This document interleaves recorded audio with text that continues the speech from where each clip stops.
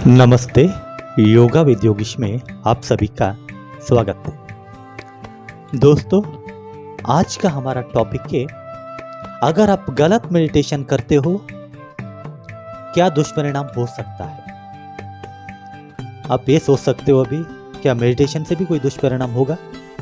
जी हाँ दोस्तों, मेडिटेशन से भी बहुत सारा दुष्परिणाम होता है, लेकिन सही ढंग से करने से नहीं होता। जब इंसान गलत तरीके से मेडिटेशन करता है तब उसके साथ बहुत सारा दुष्परिणाम हो जाता है, साइड इफेक्ट हो जाता है। वो क्या है वही मैं आज बताना चाहता हूँ आपको, क्योंकि इसको सुनना बहुत जरूरी है। हर एक इंसान ये बात को सुनना चाहिए, क्योंकि उसको पता नहीं है उसके साथ कितनी बड़ा दुष्परिणाम हो सकते हैं करके, और कितना समय तक वो दुष्परिणाम रह सकते हैं उनको पता नहीं है। हालांकि मेरी चैनल इतनी बड़ी नहीं है, फिर भी कुछ लोग मुझे आदर से सुनते हैं, कुछ लोग मुझे फॉलो करता है। तो मैं सोचता हूँ उन लोगों को तो पहला ये बात पता चलना चाहिए, उन लोग को मैं ये बात बताओ। हालांकि मैं सबको बताना चाहता हूँ इस वीडियो के जरिए, इसलिए अगर आप भी ये वीडियो सुन रहे हो, ये बात को दूसरे तक पहुँचाओ, क्योंकि उनको भी मदद मिले। पहले एक इंसान के साथ बीती हुई बात को मैं आपको सुनाऊंगा, क्या घटना घटी उनके साथ ये गलत मेडिटेशन करने से। ऐसा तो मैं 2-3 लोगों को देखा, तो ये गलत मेडिटेशन से उनको कितना नुकसान हुआ। तो आइए उस आदमी की बात हम लोग उनके अनुभव में बताता हूँ, तो उनको क्या क्या हुआ। तो कुछ दिन पहले एक आदमी मुझे फ़ोन करता है, तो मुझे मेरा साइनस वीडियो देखा था। तो उनको पहला साइनस का प्रॉब्लम था, उन्होंने साइनस का ऑपरेशन भी कर लिया था। तो दोबारा उनको सिर में दर्द होने लगा, कुछ प्रॉब्लम होने लगा, तो साइनस के डॉक्टर को पास गया।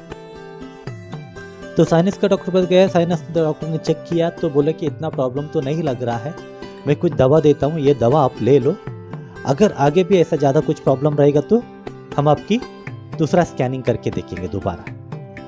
तो वो आदमी आया, घर पे आया, दवा लेके, दवा सब चालू किया, फिर भी उनका प्रॉब्लम नहीं जा रहा था।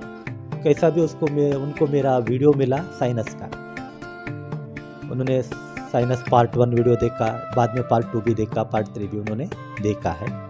तो उन्होंने मुझे फ़ोन किया, क्योंकि साइनस वीडियो में मेरा फ़ोन नंबर था, तो मुझे फ़ोन किया, तो बोला कि मुझे ऐसा ऐसा प्रॉब्लम है, सिर में दर्द होता है। तो मैं डॉक्टर के पास गया, तो मेरा साइनस का प्रॉब्लम ठीक नहीं हो रहा है, तो मैं क्या कर सकता हूँ। तो मैंने बोला आपको क्या क्या प्रॉब्लम होता है, क्या नाक ब्लॉक होता है, या हमेशा सर्दी रहता है, या क्या प्रॉब्लम होता है। तो उन्होंने बोला ऐसा तो नहीं रहता, मुझे सिर में बहुत दर्द रहता है, और दूसरा मैं जब भी चढ़ान पे किधर हाइट पे जाता हूँ या बिल्डिंग के ऊपर, मुझे ऐसा लगता है कि मैं चक्कर आके गिर जाऊंगा, ऐसा लगता है कि सिर में जूम करके ऐसा होता है कोई धक्का मारता है, ऐसा मुझे लगता है, और मैं गिर जाऊंगा, मुझे ऐसा लगता है।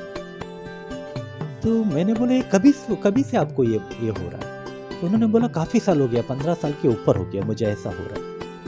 तो मुझे तो लगा इनके प्रॉब्लम साइनस का तो नहीं है, तो मैं थोड़ा डिटेल में पूछने लगा, तो आपको कैसा ये प्रॉब्लम चालू हो गया पहले। तो उन्होंने बोला कि सर मैं काफ़ी अच्छा मेडिटेशन करता था पहला, 15 साल पहले सब काफ़ी अच्छा मेडिटेशन कर लेता था, और मेडिटेशन में बैठता था, मैं दूसरी ब्रह्मांड पे जाता था, अलग अलग जो लोग पे जाता था, मुझे बहुत अच्छा लगता था। पहले तो बहुत अच्छा लगा, लेकिन बाद में क्या हो गया पता नहीं, अब मेडिटेशन मेरे से नहीं हो रहा है, मैं बैठ ही नहीं पाता। तो मैंने बोला आप कैसा मेडिटेशन करते थे, थोड़ा बताओ। तो मैं आज्ञा चक्र पर ध्यान लगाता था, भ्रूमध्य पे, यहाँ पे ध्यान लगाता था आंख बंद करके, तो मैं अलग जगह पहुंच जाता था। तो मैंने बोला कि आपको किसने सिखाया है। तो मेरे एक दोस्त ने बताया ऐसा करो तुमको बहुत अच्छा लगेगा। तो मैंने वो करना चालू किया, और स्टार्टिंग में तो मुझे बहुत अच्छा लगा। मैंने उनसे डिटेल में पूछा, जब तुम आज्ञा चक्र पे ध्यान कर रहे थे, ध्यान लगा रहे थे, तभी आपको कुछ लाइट आया जैसा महसूस हुआ। तो उन्होंने बोला हाँ ऐसा ही हुआ। फिर उसके बाद में सिर पे कुछ आवाज़ आया, गन ऐसा कुछ आवाज़ आया आपका सिर पे।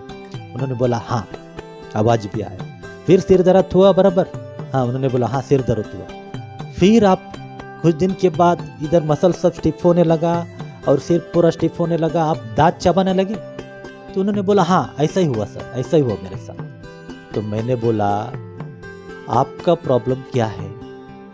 आपने गलत ढंग से मेडिटेशन किया, अपने आज्ञा चक्र पर ध्यान लगाया, जाने अनजाने आपका कंसंट्रेशन आज्ञा चक्र पर हो गया बराबर से, आज्ञा चक्र थोड़ा सक्रिय हुआ, एक्टिव हुआ, उसके बाद आपको उसकी पावर कंट्रोल नहीं कर पाए तो उसकी साइड इफेक्ट सिर में आवाज़ जैसा आना, सिर दर्द होना, मसल्स टाइट होके आप दांत चबाना, ये सब उसकी साइड इफेक्ट है।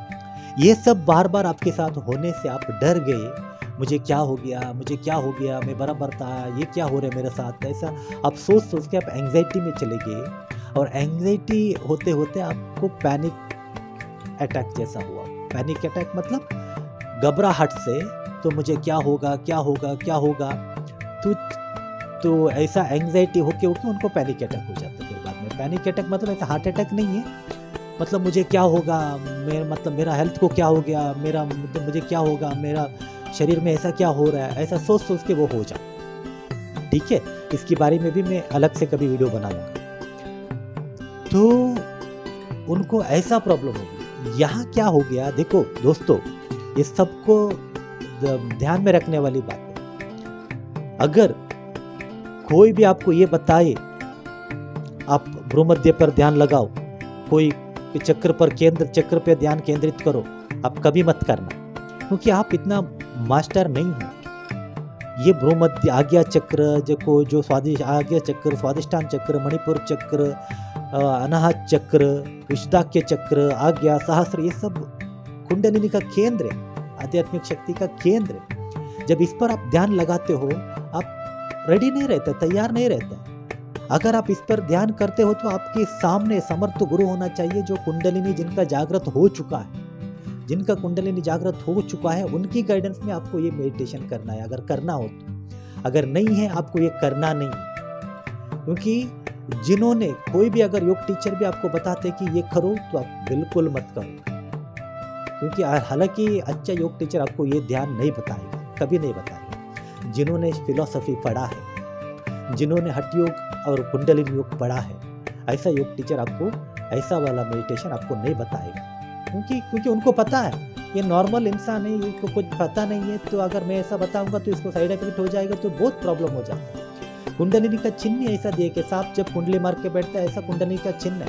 इसका मतलब क्या होता है, अगर तुम सांप पकड़ने में सक्षम हो तो ही हाथ डालो, अगर सक्षम नहीं है तो सांप काट सकता है, सांप काटेगा तो जहर चढ़ेगा, अगर सांप नहीं काटा तो सांप की गुस्सा 12 साल तक रहता है। अगर इसका मतलब क्या होता है, अगर तुमको अगर ये सब ऐसा मेडिटेशन आप करोगे चक्र पर ध्यान लगा के, अगर जाने अनजाने में आपका कंसंट्रेशन हो गया ज़्यादा, तो वो थोड़ा एक्टिव हो गया, तो उसकी साइड इफेक्ट आपको कुछ भी करा सकता है और उसको ठीक होने में बहुत साल लग सकता है। तो इसके लिए ध्यान में रखिए। सबको मैं कहना चाहता हूँ, प्लीज़ ऐसा मेडिटेशन मत करो।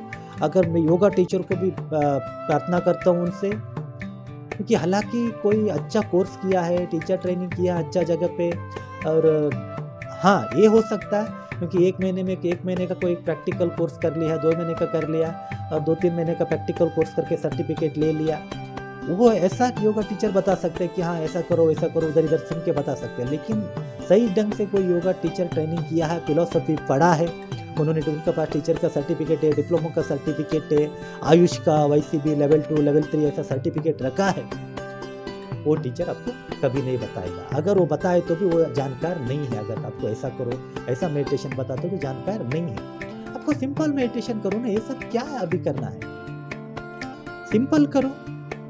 तो देखो पतंजलि योग में पहला ये बताया, पहला धारणा बताया, फिर बाद में ध्यान बताया। डायरेक्ट ध्यान में जाने को नहीं कहा, धारणा ध्यान फिर समाधि, आगे की स्टेप बताया। पहला धारणा, सांस की धारणा करो, पहला सिंपल मेडिटेशन करो। जब सांस अंदर जाता है मन ही मन ओम, जब सांस बाहर जाता है उसकी काउंट करो। सांस अंदर गया मन में ओम, बाहर आया 1, अंदर गया ओम, बाहर आया 2। ऐसा बोलना नहीं है बाहर, खाली आप मन ही मन आपको काउंट करना है। ऐसा आप 50 सांस देखो, 100 सांस देखो, मिनिमम 108 सांस देखो। 108 सांस देखने के लिए आपको ज़्यादा 10 मिनट लगेगा, 10-11 मिनट लगेगा आपको ज़्यादा।